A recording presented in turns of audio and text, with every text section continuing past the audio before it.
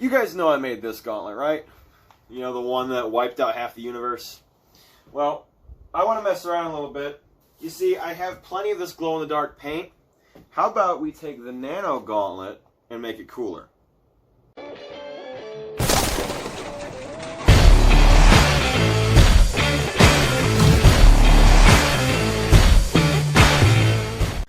So this was a project that I did not really consider a project, and I completely deleted all my videos for it because I didn't want to know this thing existed.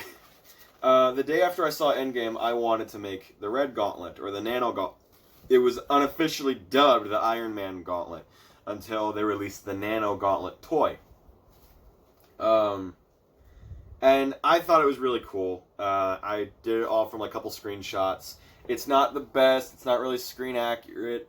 It's another one of those random pieces to look like the movie one. The top on this one looks great. The van brace is the only thing that looks okay on this one. Not the van brace, the hand guard is the only thing that looks okay on this one. With that being said, I think what I'll do is I'll turn this into more of what Tony Stark had at the end of the movie where he snapped himself. And I want to make this so I can actually snap in it. So what I'm going to do is I have plenty of glow-in-the-dark paint. I'm going to remake the stones, which I'll show you how to do that as well, which you're going to enjoy.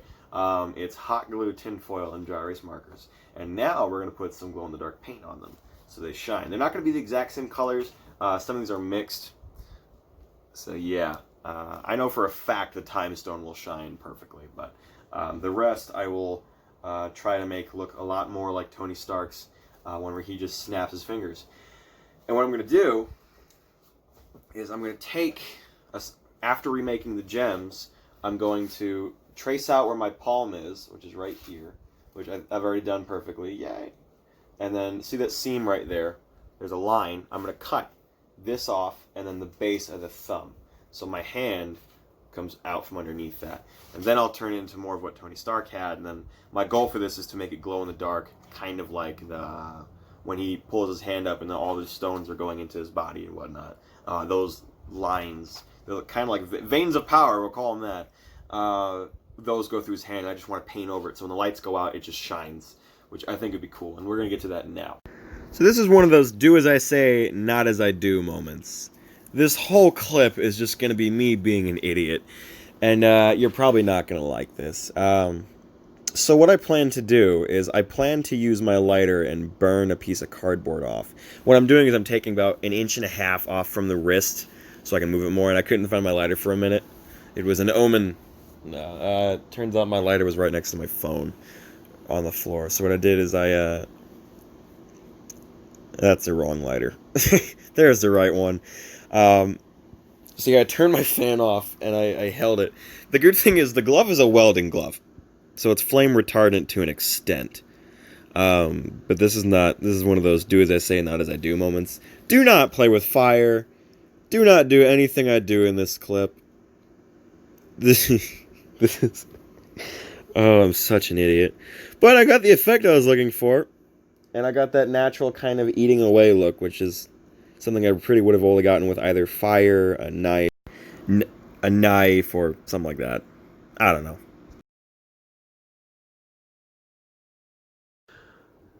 So there we go. There's after my burning a little bit. And then I cut the fingers off and then painted it black. So now what I'm going to do is I'm going to go in with a lot of silver highlighting, trace out a lot of fake mechanical plates, and then draw out the plates, or not the plates, the lines where the gems will go. So this clip is me taking tinfoil out. This is how I make the gems. I take tinfoil out and I just put 5 circles around the same size and then one about twice the size. And I didn't record me tracing out the silver bit. That was pretty much just taking a silver Sharpie and a silver paint pen and just tracing out a bunch of panels and lines, which you'll see after this clip when I put the gems on. What I'm doing is after I put them down, I'm waiting. Well, I don't really wait a while. I think, oh, I can just jump the gun and start pulling it in. I pop the nozzle into the drying glue. So when it cures, it gets like this... not natural stone look, but kind of like a terraforming kind of thing. You can get the same effect by putting little dots all over the place once it's almost dry. But yeah, that's what I was pretty much going for. I did not use dry erase markers for this part. I was just going to paint over them entirely. How I originally made them was I colored out 6 colors, the 6 colors of the stones, and I scribbled it out onto the tinfoil with the dry erase marker. Then I put the glue on top, and for some reason it will pick it up into the glue. I don't know, it was strange, but that's how I made the original gems on the gold Infinity Gauntlet. And it kind of just, I haven't done this in a year, so I'm just trying to remember how to get it done. And there we go. You can see when it gets to more opaque color, it starts to terraform more with it, or just pull up into little mountains, which is exactly what I was going for. And it's fairly simple. That's what I'm doing on here. And there's another example of you can do it with just a glob of glue, and then I pull it across a little bit. And then I have to let that dry for a bit more. And I was doing the other ones at a camera, so yeah, I had to scoot over just a little bit.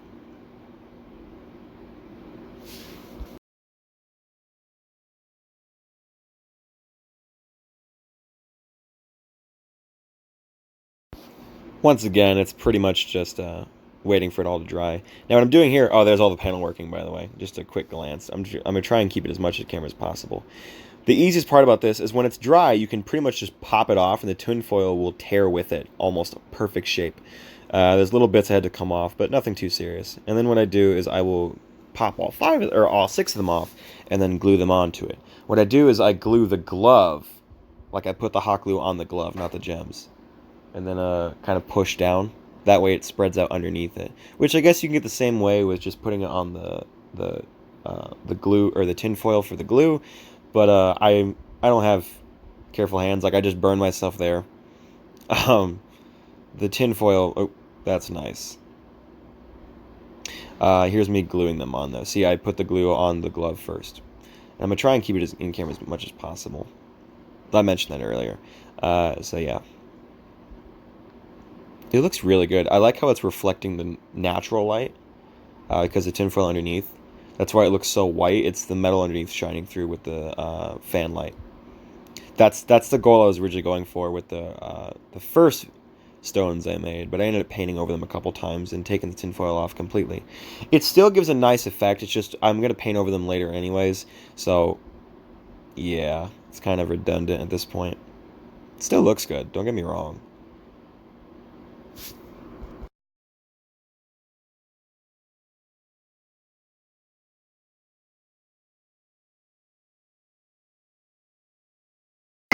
Now what I'm doing is I'm taking bits and scraps of tinfoil, and I'm trying to go for that warped metal look. And I already have the tinfoil up here with me, so it's perfect.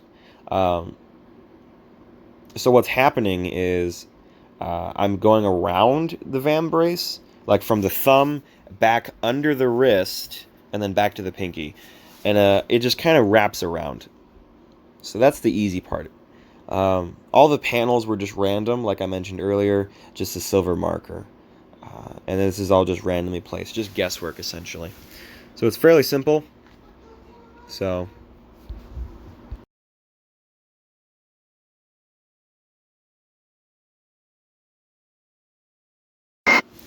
just a warning: tinfoil gets hot with the hot glue because it's a conductive metal, or because it's conductive. So yeah, not really smart. I like burned myself a couple times. You'll see me like flinch and pull my hands back, like there's a couple times earlier. So yeah, I'm just pushing it. I'm just putting like a couple dots of glue and then putting the tinfoil on top of it and like squishing it down a little bit.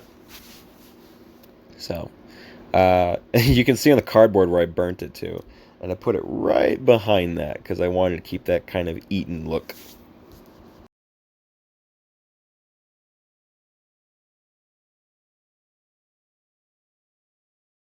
Now, the silver lines on the vambrace, which if I could get it in camera, that's the part where it covers the forearm. Not forearm, just the arm. Those lines are going to be my guidelines for when I paint. So yeah, those silver lines coming from the knuckles going down, that's where I'm going to paint it. And then I'm going to get a big piece of hot glue, and then a nice piece of tinfoil, and just start stacking it in the small spots. Like little cracks and crevices, I'll just poke them in. And I'm going to leave all the webs from the hot glue on there too. I really like the idea that it's kind of all connected to an extent. This is just going to be a mess. Like, this is randomly placed garbage onto a glove. But at night, it's going to look really good.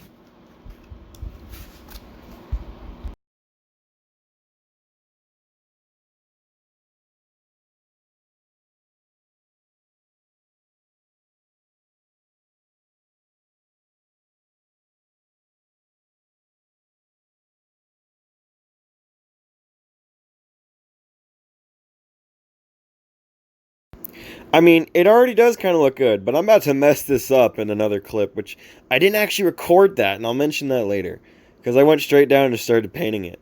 But yeah, it looks pretty good to me so far. I kind of wish I left it that way, to be honest with you.